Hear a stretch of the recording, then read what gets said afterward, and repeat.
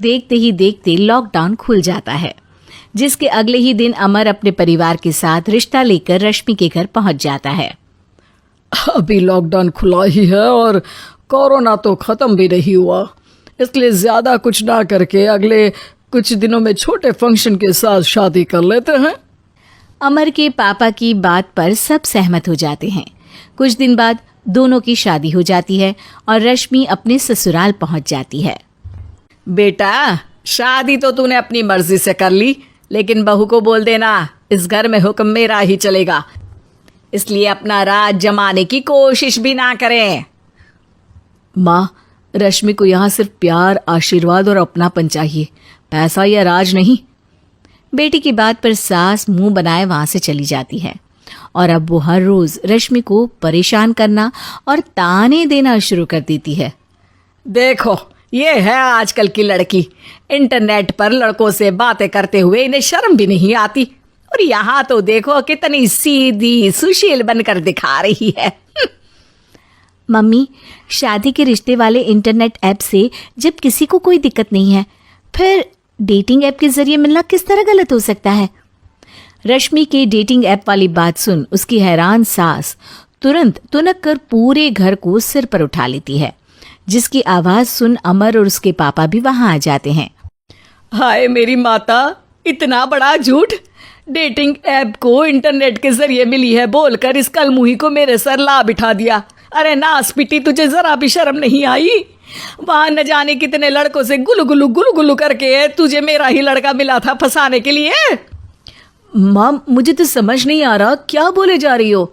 Dating app इस्तेमाल करना कोई अपराध नहीं है, और तुम रश्मि को ऐसा कैसे बोल सकती हो? मैं भी तो था उस ऐप पर। पहले उसके लिए माँ से झूठ बोला और अब लड़ाई कर रहा है। सास और अमर की बात सुनकर रश्मि हैरान खड़ी रहती है। अमर, तुमने घर में झूठ क्यों बोला? ये सब देख रही हो ना, इसी की वजह से झूठ बोलना पड़ा। एक तरफ अमर और रश्मि की ये बात चल रही होती है, वहीं दूसरी तरफ सास का नॉन स्टॉप क्लेश सबको परेशान कर देता है। सब एकदम चुप, जो हुआ सो हुआ, अब मुझे कुछ ना सुनाई दे। पति की बात सुन सास चुप होकर वहां से चली जाती है, लेकिन अब वो रश्मि के सिर दुनिया भर के सारे काम डालकर उसका जीना पहले से भी ज्यादा मुश्किल कर देती है। मम्मी, मैं आपका गुस्सा समझ सकती हूँ, आपको जो करना है कर लीजिए, मैं कभी कुछ नहीं बोलूंगी। उम्मीद है किसी दिन तो आपका गुस्सा शांत होगा और नफरत प्यार में बदलेगी। रश्मि की अच्छाई को उसका नाटक समझकर सास गुस्से के 7वें आसमान पर चढ़ जाती है और उसी शाम रश्मि को नीचा दिखाने के लिए अपनी सहेलियों को घर बुलाकर उसकी बुराइयां करने लगती है। अरे कौशल्या, क्या बताऊं, आजकल के बच्चे ना बहुत एडवांस हो गए हैं। पहले रिश्ते घर परिवार वाले सब देख परख के कराते थे, और अब ये लोग खुद न जाने कहाँ कहाँ मिलकर खुद ही सब कुछ पक्का करके हमें बता देते हैं। लड़की का कैसा दिन धर्म, कैसा ईमान, कैसा चरित्र कुछ नहीं पता, बस प्यार किया और घर लाकर बिठा देते हैं। अरे ऐसा क्यों बोलती हो?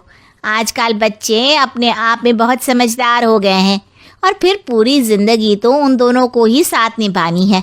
अपनी पसंद से शादी कर भी ले तो क्या दिक्कत, तू ही देख ले, पहले इतना अच्छा बेटा और अब सोने पर सुहागे जैसी सर्वगुण संपन्न बहू।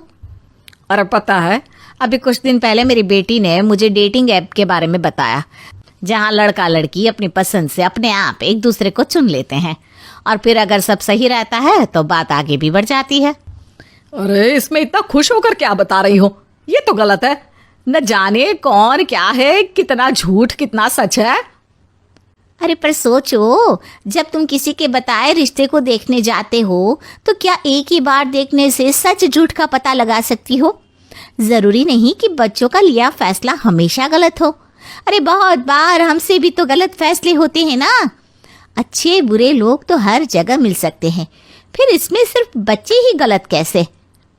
सहेलियों की बात सुन सास सोच में पड़ जाती है, और इसी तरह कुछ दिन बीत जाते हैं, जिसमें ना तो वो रश्मि को परेशान करती है और ना ही कोई ताना सुनाती है, जिसे देख रश्मि परेशान हो जाती है। मम्मी, आपकी तबीयत तो ठीक है ना?